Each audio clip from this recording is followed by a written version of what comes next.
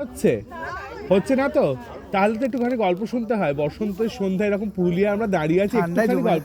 এত ঠান্ডা নেই, এত ঠান্ডা নেই, আপনি আমার শালটাও দিতে পারেন, কোনো ব্যাপার নেই। হ্যাঁ হ্যাঁ, সেই জন্য একটু গল্প শুনতে চাই, একটু কিছু বলুন। শুভ সন্ধ্যা সবাইকে। আমি তো রজতের সাথে ফোনেই কথা বলে যাই, আর ওই প্রোফাইলে যেটুকু ওকে দেখা যায় অবধি ভ্রমণিকাকে চিনতাম, এবার ফার্স্ট ট্যুরে এসেছি। তো আমি প্রচণ্ড ঘুরতে ভালোবাসি, বাড়িতে টোটালি একা। আমি খুব ছোট্ট বাচ্চাদের পড়াই, আমার বাড়িতেও আসে, আমি আবার আশপাশে বাড়ি গিয়েও পড়াই। কারণ মেয়ের বিয়ে হয়ে গেছে, হাজব্যান্ড মারা গেছেন, 8 বছর হয়ে গেছে। এবার ও আমার পাড়ায় থাকে বলে ওকে সঙ্গী করে রেখেছি যে আমি যেখানে যাব তোকে আমার সাথে যেতেই হবে, কারণ আমি রুম শেয়ার করতে এইসব বলে। তো রজতের কথাবার্তা খুব ভালোই লেগেছিল। পরিচয় কোথা থেকে হলো? আমি পেলাম না, ফেসবুকে ওকে পেয়েছি। আচ্ছা আচ্ছা, কি তার সূত্রে এসছে, যাই হোক। আর পুরুলিয়ার প্রতি আমার একটা মারাত্মক প্রেম আছে, কারণ আমি বাকি পোর্শনটা আগে ঘুরে গেছি, আর ঠিক এই জায়গাগুলোই ঘোরা হয়েছিল না।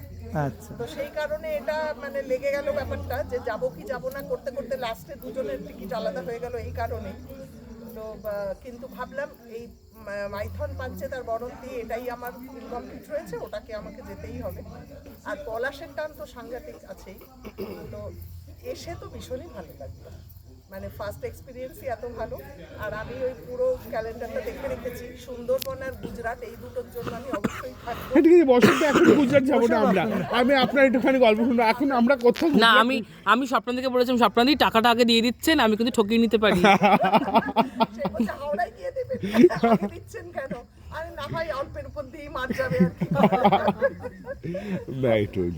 সব মিলিয়ে খুব ভালো লাগলো। শুভ সন্ধ্যা বলবো না, আমি গুড মর্নিং বলছি। হ্যাঁ, গুড মর্নিং। যেহেতু আমরা ভেস্টিজ করি, তো আমাদের ভেস্টিজে শেখানো হয়েছে যখনই দেখা হবে গুড মর্নিং। গুড মর্নিং, একবার ব্রিটিশ রুল। তো আমিও চিনতাম না, দিদির পারপাসে ওকে চিনেছি আমি, রজতকে, মানে ভ্রমণিকা মেয়েকে। তো প্রথমে ঠিকঠাক হয়েছিল যে আমরা এরকম জমা দেবো টাকা, যাবো ঘুরতে পুরুলিয়া। তো মাঝের দিকে দিদি বললো, দেখ আমার শরীরটা খুব খারাপ, মানে পুরো শরীর চেক আপ করার কথা, যদি কিছু হয় তখন কি করবো। তা আমি আর কিছু বললাম না, চেপে গেছি, আমি আর কিছু বললাম না, তুই যাবে না। তারপর আবার একদিন তখন পুজোর পরে তারপরে বললো চ যাই ঘুরে আসি, যা হবে। আর যখন রজত বোধহয় লিখলো যে আরো 4টে সিট খালি আছে, ভাবলাম এটা ভগবান ডাকছে, আর অ্যাভয়েড করা উচিত। আমার এখানে প্রথমবার আসা, আমি এলআইসি এজেন্সি কাজ করি আর ভেস্টিজ করি, আর টুকটাক স্বাস্থ্য মানে হেলথের আমাদের ওখানে কাজ দেয়, যেমন ডেঙ্গু, তারপরে পোলিও, এগুলো কাজ করি। এইভাবে সময় চলে যায়। আমার হাজবেন্ড মারা গেছে 1 বছর হলেই, পয়লা বৈশাখ আসলে হয়তো 2 বছর হবে। তো ও খুব একা, ওর হাজবেন্ড মারা গেছে, ওর কোনো ইস্যুও নেই। আস্তে আস্তে মানে সব শেষ হয়ে গেছে বলতে গেলে। আমার মাই রয়েছে, বাবা মারা গেছে, তার 6 মাস পরে আমার হাজবেন্ড মারা গেছে। তারপরে শ্বশুর তো আগেই গেছে, 1.5 বছর বিয়ে হওয়ার পরেই। আমার 14 সালে বিয়ে হয়েছিল, তা এখন এই 25 চলছে। তো এরকম করে শ্বশুর মারা গেল, শাশুড়িও আমার হাজবেন্ডের পরে মারা গেল এই সেপ্টেম্বরের 25 তারিখে। এইভাবে একা হয়ে গেলাম। তবে বাড়িটাও মানে শ্বশুর বাড়িটাও আমার ননদের যেহেতু শেয়ার ছিল বলে উনি বিক্রি করে দিল। তো আমি এখন একটা ভাড়া বাড়িতে থাকি ওই টেঘুরিয়াতে। তাও দিদির সঙ্গে আলাপ হয়েছে আমাদের 3.5-4 বছর, ওরকম আলাপ হওয়ার পরে আমরা সমিতি করি একটা, সেখানেই আলাপ হয়েছিল। তো এইভাবে দুজনেই চলি, যেখানে যাই সেখানে দুজনে যাই। আর কোনো বন্ধু বান্ধব সবাই শুভাকাঙ্ক্ষী আছে, কিন্তু দিদি আর আমি অন্যরকম, মানে আলাদা সবসময়। আমি যতটা টিচারই পারি ওর উপরে করি।